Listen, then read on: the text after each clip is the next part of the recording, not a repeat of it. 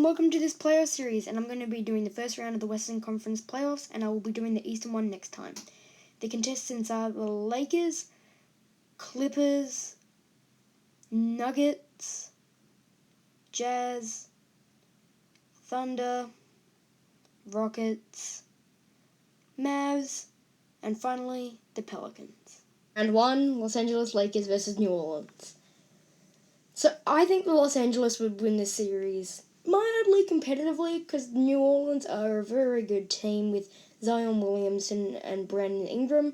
I think Zion will go off in this series, but I think Game 1 and Game 2, Game 4 and Game 5 will all go to the Lakers because I just don't see New Orleans lasting that long just because it's LeBron and AD. I just think they're going to overpower their young core, but it isn't saying that New Orleans aren't very good. The Lakers' size and sheer talent should be enough, but the New Orleans Pelicans will put up a great fight, with arguably having the second best small forward and power forward behind the Los Angeles Lakers, because Lakers have LeBron and AD, but I think Brandon Ingram and Zion Williamson could take that over.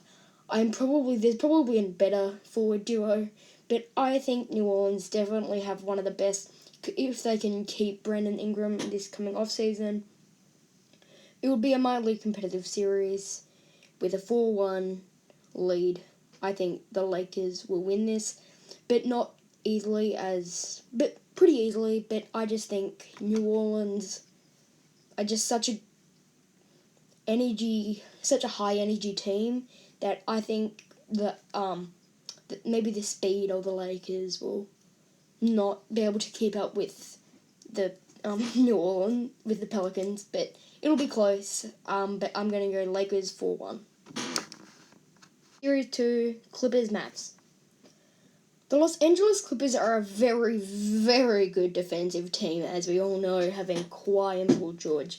This series, in my opinion, will be a lot closer than the Lakers and the Pelican series, based on the fact that the Mavs have got Kristaps Porzingis and Luka Doncic, while having a great, in my opinion, a good center in Dwight Powell, who unfortunately got injured. In fact, in the game that you will see the highlights on screen. But they're such a good defensive team, though, the Clippers, like with Montrezl Harrell and Lou Will. I just don't see the Dallas Mavericks being able to score that much, and their defense ain't great, but I think the Mavs will be able to outscore them in 2 games, and I think the series will go Game 1, Clippers, Game 2 and Game 3 to the Mavs, but then the Clippers will close out the series at home in Game 5, but they will definitely take games on the Mavs home court in Game 4 and Game 6.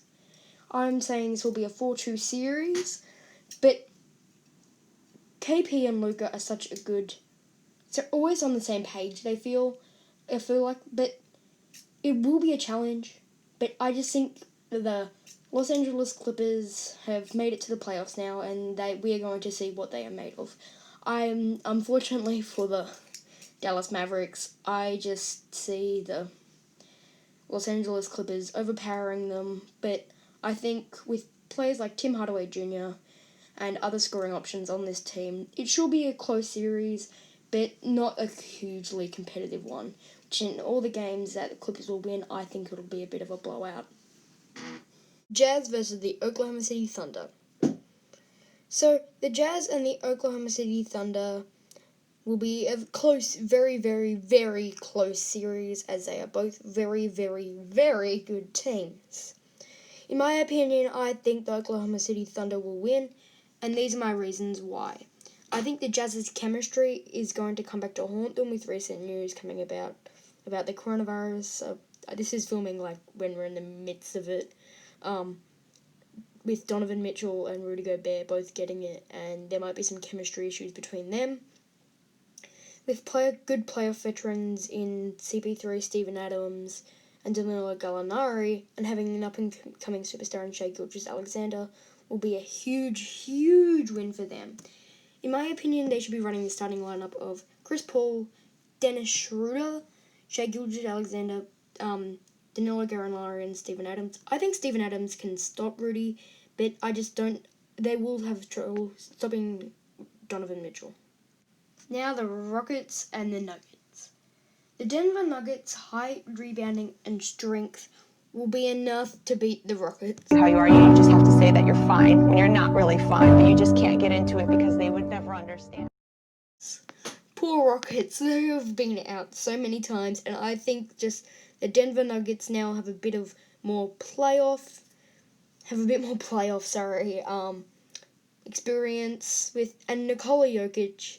I think he'll just be out there rebounding, almost getting 20 rebounds a game, and getting, I just don't understand, how PJ Tucker is going to stop him. I'm not a huge fan, and I think this is a perfect series for the Denver Nuggets.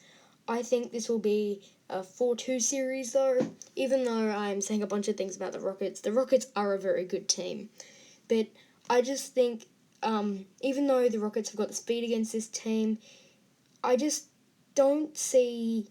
The main advantage that the Rockets have is the fact that they've got speed and they've got 3-point shooting. I think this team, the Nuggets, have enough perimeter defense to stop a ridiculous amount of open threes, which is how they're majorly scoring. I just, don't understand how you're going.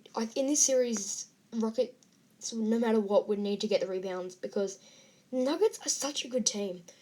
And I just, I feel so bad for the Rockets. They have gotten out so many times, but this will be a 4-2 series win for the Nikola Jokic-led Nuggets.